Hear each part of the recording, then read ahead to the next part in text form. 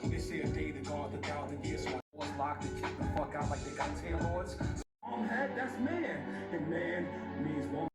It appears to have rained earlier today. So I just saw AMC's Unseen movie, and it was Spoonful of Chocolate. Oh shit. This is gonna be a rant and spoiler for Spoonful of Chocolate, okay? Now, I went in with this movie and I said, okay, AMC Reddit, the AMC A-list Reddit page said, oh, it's going to be the fucking shark movie, Deep Water. So I said, okay, I didn't really want to go, but I said, you know what? I ordered popcorn in advance, so I'm going to fucking go. Because I'm like, might as well. Because I had canceled my ticket. I reordered the ticket again because I'm like, bitch, you already paid for the food. I come here, little late, but I see the little thing of saying, hey, hashtag unseen AMC or AMC unseen. I said, cool, awesome. I sit down. The RZA comes on. I have no idea who this man is. And he said, thank you for coming to see my movie, Spoonful of Chocolate. I said, what? Now, Spoonful of Chocolate, I had originally looked at, and I was like, I guess that could be interesting, but I don't know. And the premise is black torture porn. It's black torture. Now, what do I mean by that? If you read the premise, it says that a guy that just got out of prison, he is on the hunt to find out what happened to his cousin and some friends because they go missing in this town. Right off the bat, you got a black man. He sees he's hitchhiking, and a bunch of white women stop to pick him up. I went, oh no.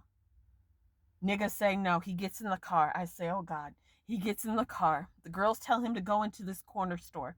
He goes into the corner store. I said, this is going to be bad. He goes get stuff. He comes out. White women are gone. And there's a bunch of white men with baseball bats. And they're hooded. Like you can't, they were wearing masks and everything.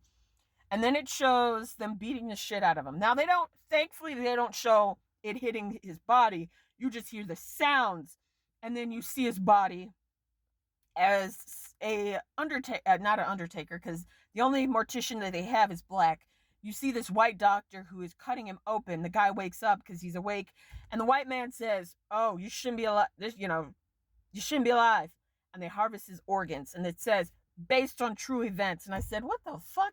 And then it shows enslaved black people on a ship. And it says, Quentin Tarantino presents. And I said, God damn it, motherfucker, I knew it. I should have fucking known.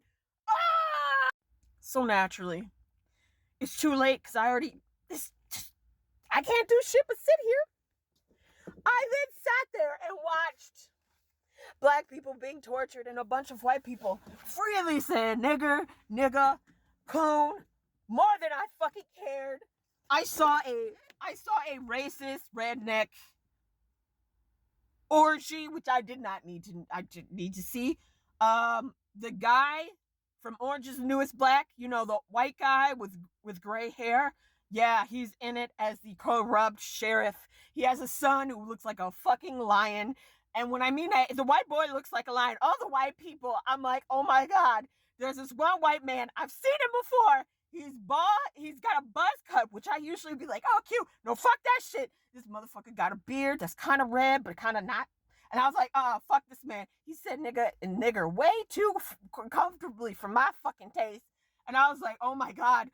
They're showing me the stupid type of white man that I would be like, oh, he's cute. Oh, I don't want to date any white men. This motherfucking movie fucked with me. I don't want to date white men. I don't. Not for a good while. I don't give a fuck. I don't know. I don't trust anybody. I don't care. I don't.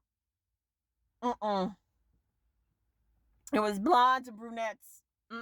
I don't know. The way they were all acting innocent And you see the black people get the reason why I call it black torture porn is the fact that the cast,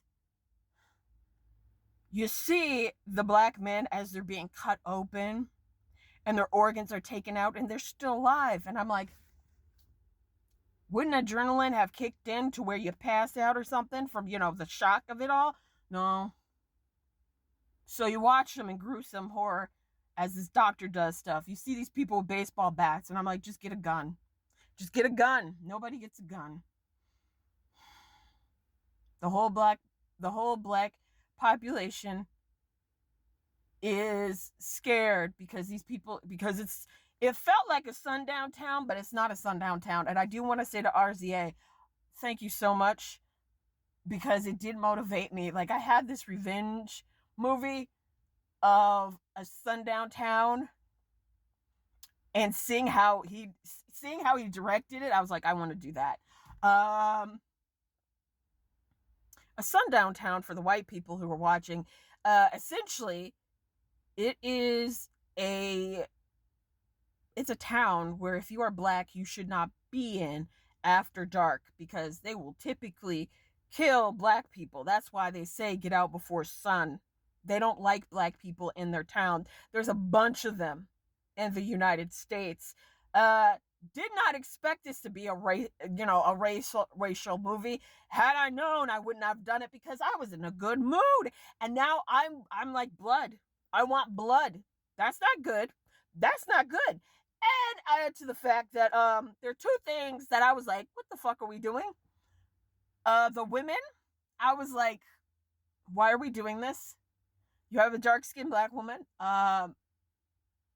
and her character is in an altercation. Her boyfriend, her friend, who's played by Paris Jackson. I saw the name Paris Jackson in the title scene. I was like, huh. And then I watched it, and I was like, who's that white girl? Why is this white girl with a group of black people? And then I found out 45 minutes. I kept looking at her face. I'm like, that little white girl looked familiar. And then I went, oh, that's Paris Jackson. So Paris Jackson, she leaves. Shamik Moore leaves with her. And you got the two not even black leads. You've got the cousin and his girlfriend. And the girlfriend's like, let's have sex. Excuse me, ma'am. You were just informed by your boyfriend and his cousin that a bunch of racist white people were trying to kill you. They beat the fuck out of the car. They tried to kill you. Your boyfriend ran over a white man. Do you really think it's over? And now you're like, I want to have sex. What the fuck? I wouldn't be thinking that. And then they didn't say to their girl, if I beat up a bunch of white people who are very racist, and everybody in the fucking town, I'm sorry, all the black people know in this town, these are racist white people. You think I'm not gonna fucking say, hey, I just got in a fight with a bunch of racist white people. We most likely need to leave the fucking place. The third thing that made me go, what the fuck, is the cousin believed the white guy, bondsman, who said, let me take you to this auto shop body place. What the fuck? Nigga, are you dumb? Why would they let you out after dark and then say, hey, go to this place where there's nobody there? Nigga, maybe it's my black ass being in this thing. And then the ending ends on a cliffhanger where you don't know what the fuck happens, and you just sit there and you're like, what the fuck? I was like, what the fuck? I'm angry now. I'm tired. I'm sleepy. And that's how my day went today. I will let you guys go because it's almost 9:30 and I have to pee, but holy fucking shit. Spoonful of chocolate. Oh, and that's because this old guy said to Shamik Moore's character, Randy, aka Unique, a spoonful of chocolate will change milk.